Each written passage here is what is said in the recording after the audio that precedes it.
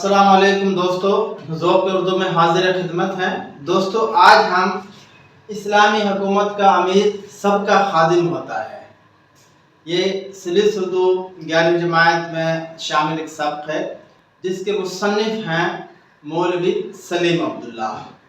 आइए दोस्तों, पहले अपने सबक के जो मुश्किल अल्फाज हैं उनकी माना समझते हैं। अमीर कहते हैं दोस्तों जो अमर करता है, जो हुक्म देता है, हाकिम। सन्नाटा का माना है दोस्तों खामोशी, वीरानी या हू का आलम। कराहना माना हाय हाय करना, दर्द या तकलीफ से आह आह करना। होश ठिकाने ना होना माना बदहवास होना। बद्दू अरब का जो देहाती होता है उसे बद्दू कहते हैं। दिलासा देना माना हिम्मत बढ़ाना, तसल्ली देना।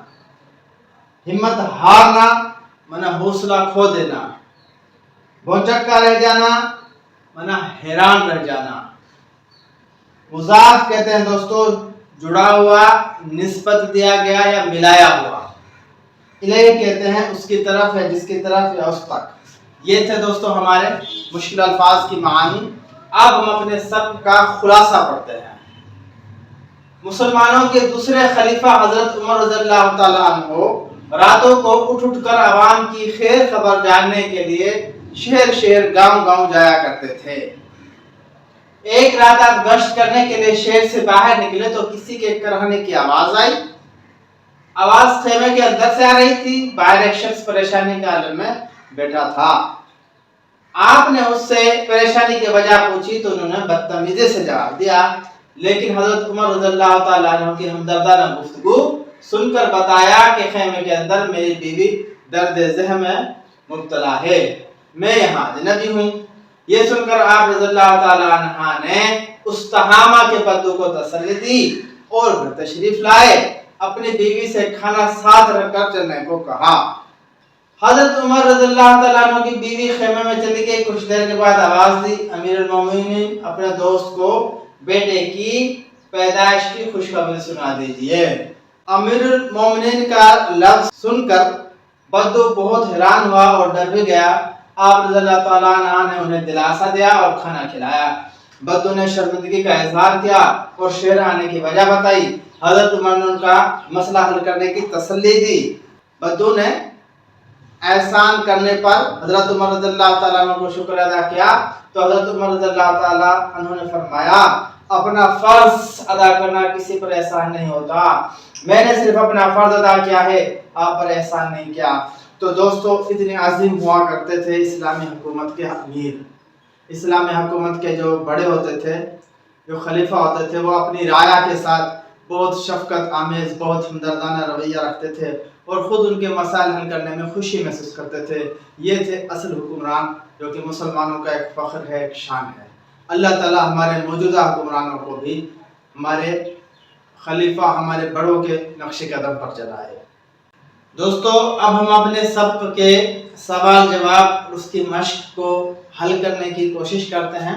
दोस्तों, हमारा पहला सवाल है, बद्दू अमीरुल मोमिनीन का लफ्ज सुनकर क्यों घबराया? तो इसका जवाब है, पहले बद्दू को मालूम न था उनसे अमीरुल मोमिनीन मुखातिब है, इसलिए वो हजरत उमर रज़ियल्लाहु ताला अन्हु से बदतमीजी कर बैठा था। जब उन्हें मालूम हुआ कि मुसलमानों के अमीर हैं तो घबरा गया। घबराने की वजह हाकिम वक्त से बदतमीजी थी। दूसरा सवाल दोस्तों, अपना फर्ज अदा करना किसी पर एहसान नहीं होता, इस जुमले की तशरीह कीजिए। दोस्तों, मैं पहले भी अर्ज कर चुका हूँ कि तशरीह लिखने से पहले हमें हवाला लिखना होता है। आइए इसका हवाला देते हैं।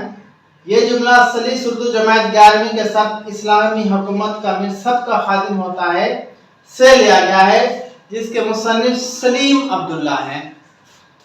अब इनकी तशरीह है, जब हजरत उमर रज़ियल्लाहु ताला अन्हु ने बद्दू और उसकी बीवी की मदद अपनी बीवी साहिबा की मदद से की तो बद्दू ने उनका शुक्र अदा किया, जिस पर हजरत उमर रज़ियल्लाहु ताला अन्हु ने फरमाया, बहैसियत अमीरुल मोमिनीन आपकी मदद करना मेरे फराइज में शामिल है और अपना फर्ज अदा करना किसी पर एहसान नहीं होता। तो इसका ये तशरीह थी किताबी। اور ویسے دوستو جو کوئی بھی اپنے اپنے حصے کے فرائض ادا کرتا ہے تو کسی پر احسان نہیں کرتا۔ اگلا سوال ہے، ان محاوروں کو اپنے جملوں میں استعمال کیجئے۔ محاورہ ہے ہوش ٹھکانے نہ ہونا۔